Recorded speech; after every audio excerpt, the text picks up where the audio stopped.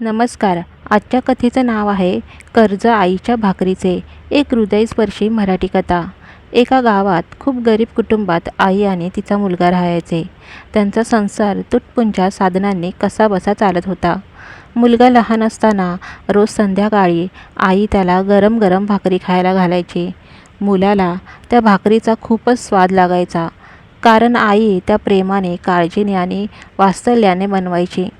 आईची अवस्था अत्यंत हालाकीची होती.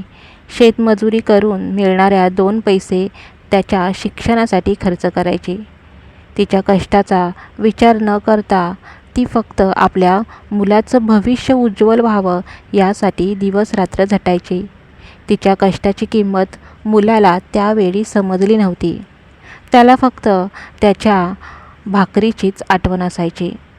मुलगा मोठा झाला, शिकला आणि शहरात मोठ्या नोकरीसाठी गेला.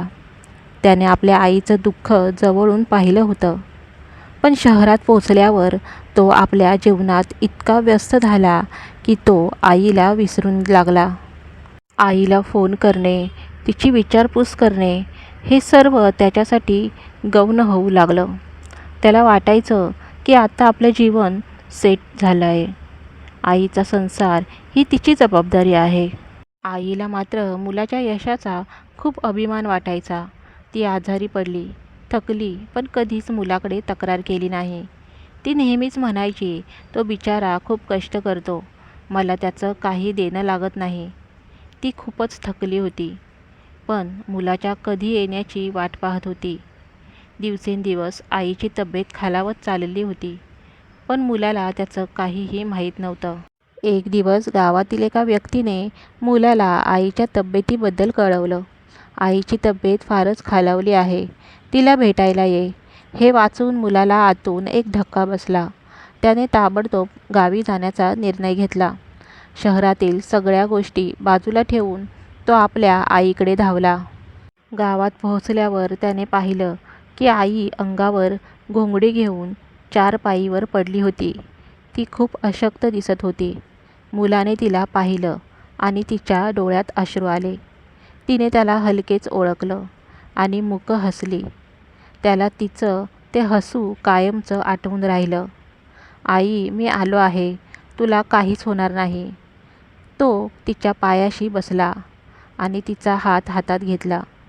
आईने थरथरत्या आवाजात फक्त एवढंच म्हटलं, माझं कर्ज कधीच फेडता येणार नाही बेटा.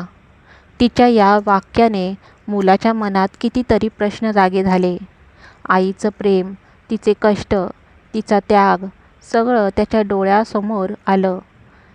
आईने त्याच्यासाठी काय काय केलं हे सगळं त्याला कळून चुकलं. त्या रात्रीच आईचा मृत्यू झाला. मुलाच्या हातातून आईची जीवनज्योत निसटून गेली. आईचं हे शेवटचं वाक्य त्याच्या मनात कायमचं कोरलं गेलं.